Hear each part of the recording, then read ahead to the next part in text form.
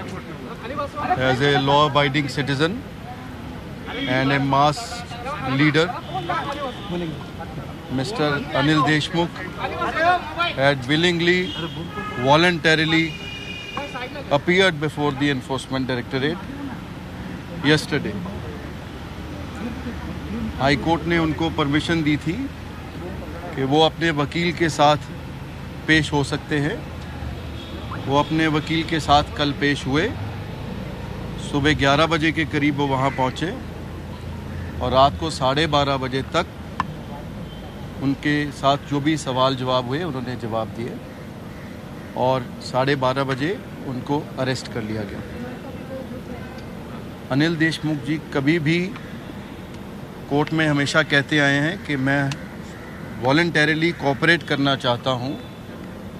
सिर्फ इतनी ही गुजारिश की है उन्होंने कोर्ट से कि इन्वेस्टिगेशन फेयर हो, इम्पार्शियल हो, ऑब्जेक्टिव हो और अपने राइट्स को एक्सरसाइज करना, कॉन्स्टिट्यूशनल रेमेडीज़ को अवेल करना, सुप्रीम कोर्ट में रिट डालना, हाई कोर्ट में पिटिशन डालना, ये हर सिटीज़न का संवैधानिक कॉन्स्टिट्यूशनल राइट है, संवैधानिक अधिकार है।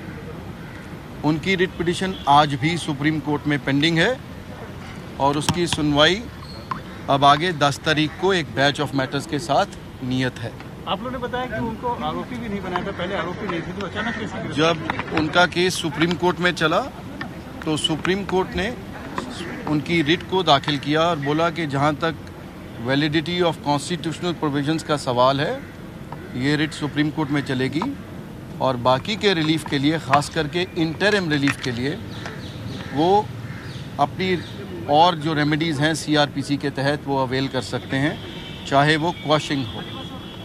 तो सुप्रीम कोर्ट की लीव एंड लिबर्टी के साथ उन्होंने हाई कोर्ट में पिटिशन दाखिल की और उन्होंने ये मांगा कि इन्वेस्टिगेशंस फेयर और ऑब्जेक्टिव हों और जो संबंध इशू हुए हैं वो ऐसे लगता है जैसे किसी मंद भावना से है।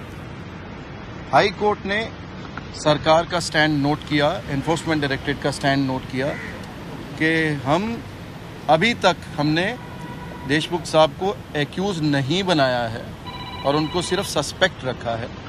हम उनको मौका दे रहे हैं कि वो अपनी बात को एक्सप्लेन कर सकें और इसमें कोई भी मैलाफाइडी नहीं है। हाई कोर्ट ने बोला क्योंकि ये ऐसा इस समय एक इन्वेस्टिगेशन का फ्री हैंड होता है इन्वेस्टिगेटिंग एजेंसी का, तो अगर कभी भी मिस्टर देशमुख को ये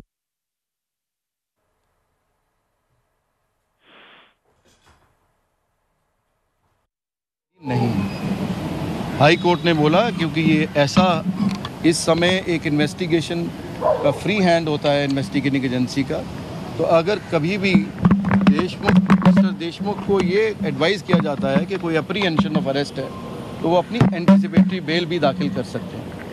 मगर देशमुख साहब ने ऐसी एश्योरेंस जो हाई कोर्ट के सामने रखी गई उसको देखते हुए और ख़ास करके कि उनको राइट मिला एक लॉयर को साथ ले जाने का जो विजिबल डिस्टेंस पे रहेगा और ऑडिबल रेंज में नहीं रहेगा, उन्होंने एंटिसिपेटरी बेल नहीं ली और खुद अपनी बोनाफाइडी साबित करने के लिए सामने से पेश हुए और हर सवाल का जवाब देने के लिए तैयार हुए। आज you also questioned the CBI involvement and you also stated that the case was supposed to be given to the CBI, not that the ED came on its own accord. So the ED, the issue that was raised before the court was the other side claimed that we are investigating as per the orders of the High Court. It was pointed out that the High Court had directed the CBI to carry out inquiry and to carry out further proceedings, which may be in the form of an investigation. But the ED had registered a case only relying upon the CBI offences because the PMLA investigations cannot begin unless there is a schedule or predicate offence. And CBI so far has issued notice to Mr. Deshmukh under section 41 capital A CRPC, which means that they did not intend to arrest. So we had argued that if the main agency had not sought to arrest, so where's the question of where's the need or necessity to arrest?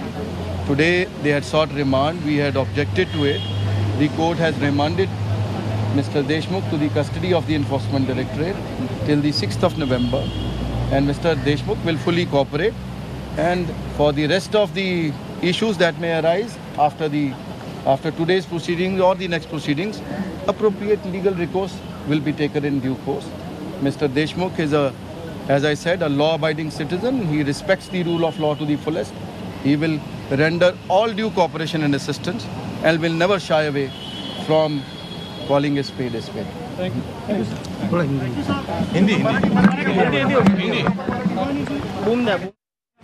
Sir काय झालं नेमकं कोर्टामध्ये पूर्ण आणि काय 1 नोव्हेंबरला अनिल देशमुख स्वतः सकाळी 11 वाजता ईडीच्या कार्यालयात हजर झाले आणि त्यांची 13 तास ईडीच्या कार्यालयात चौकशी झाली आणि त्यानंतर 12:30 वाजता रात्री ईडीच्या अधिकाऱ्यांनी अनिल देशमुखांना अटक केलं.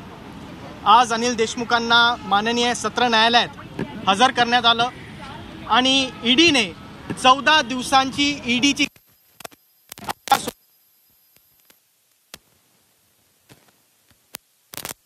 त्यानंतर 12:30 वाजता रात्री ईडीच्या अधिकाऱ्यांनी अनिल देशमुखांना अटक केलं. आज अनिल देशमुखांना माननीय सत्र न्यायालयात हजर करण्यात आलं आणि ईडीने 14 दिवसांची ईडीची कस्टडी हवी अशा स्वरूपाचा अर्ज त्या ठिकाणी माननीय न्यायालयात केला. त्याला आम्ही विरोध दर्शवला. आम्ही कोर्टाला हे सांगितलं की अनिल देशमुखांनी प्रत्येक वेळेस ईडीला सहकार्य केलेलं आहे. जेव्हा जेव्हा ईडीने समन्स अनिल देशमुखांना इश्यू केले, प्रत्येक समन्सला अनिल देशमुखांनी उत्तर दिलेलं आहे. त्यांनी संबंधित कागदपत्र देखील ईडीच्या कार्यालयात जमा केलेले आहेत आणि त्यामुळे अनिल देशमुख हे सहकार्य करत नाही अशा स्वरूपाचा आरोप आहे. हा बेबुनियाद आहे, चुकीचा आहे अशा स्वरूपाची भूमिका आम्ही त्या ठिकाणी मांडली. व त्याचबरोबर आम्ही माननीय न्यायालयाला हेही सांगितलं की ईडीने सर्वोच्च न्यायालयात व माननीय उच्च न्यायालयात ही भूमिका घेतली की अनिल देशमुख हे अद्यापपर्यंत आरोपी नाही आहेत. अनिल देशमुख यांच्यावर संशय आहे परंतु ते अद्याप आरोपी नाहीत, एक्यूज नाहीत अशा स्वरूपाची भूमिका घेतल्यानंतर अनिल देशमुखांनी ईडीच्या कार्यालयात चौकशीसाठी हजर राहावं अशा स्वरूपाचा पवित्रा देखील त्या ठिकाणी तिथे घेतला. आणि त्यामुळे जेव्हा ईडीची भूमिका अशी होती की अनिल देशमुख हे आरोपी नाही आणि त्यांनी चौकशीसाठी हजर राहावं, अनिल देशमुखांनी एक लॉ अबाइडिंग सिटीजन या नात्याने ईडीच्या कार्यालयात स्वतः हजर झाले आणि त्यानंतर त्यांची अटक ईडीने जी केली ती बेकायदेशीर आहे असा देखील युक्तिवाद आम्ही कोर्टात केला. ईडीने 14 दिवसाची कोठडी मागितली. कोर्टाने ती फेटाळून लावून 4 दिवसाची कोठडी ईडीची माननीय न्यायालयाने अनिल देशमुखांना दिली आहे, ईडीला दिलेली आहे आणि 6 तारखेपर्यंत ईडीची कस्टडी माननीय न्यायालयाने तसा निर्देश दिलेले आहे. त्यामध्ये जेवण आणि काही औषध वगैरे आम्ही त्या संदर्भातला अर्ज देखील माननीय न्यायालयात केला. अनिल देशमुखांचं वय 72 वर्ष आहे. त्यांना अनेक आजारांनी ग्रासलं आहे आणि एक सिनियर सिटीजन असल्यामुळे त्यांना होम फूड, घरचं जेवण आणि औषधं हे पुरवण्यात यावं अशा स्वरूपाचा अर्ज देखील केला. तो माननीय न्यायालयाने मान्य केला आहे. त्याचबरोबर आम्ही आणखीन एक अर्ज केला की अनिल देशमुखांची जेव्हा चौकशी होईल ईडीच्या कार्यालयात तेव्हा एका वकिलाला हजर राहण्याची परवानगी द्यावी. तो अर्ज देखील माननीय न्यायालयाने मंजूर केलेला आहे.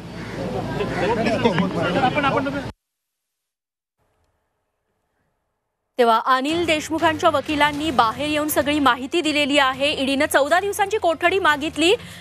मात्र आत्तापर्यंत अनिल देशमुखांनी ईडीला सहकार्य केलेलं आहे. जेव्हा जेव्हा समन्स बजावण्यात आले त्यावेळीच योग्य ती उत्तरं देण्यात आली. देशमुखांनी सहकार्य केलं. मात्र देशमुख सहकार्य करत नाहीत हे ईडीचं म्हणणं चुकीचं आहे असा दावा आपण न्यायालयात केला अशी माहिती वकिलांनी दिली. आणि त्यासोबतच वकिलांचं महत्त्वाचं विधान म्हणजे ईडीची अटक ही बेकायदेशीर असल्याचा दावा देखील देशमुखांच्या वकिलांनी कोर्टात केलाय.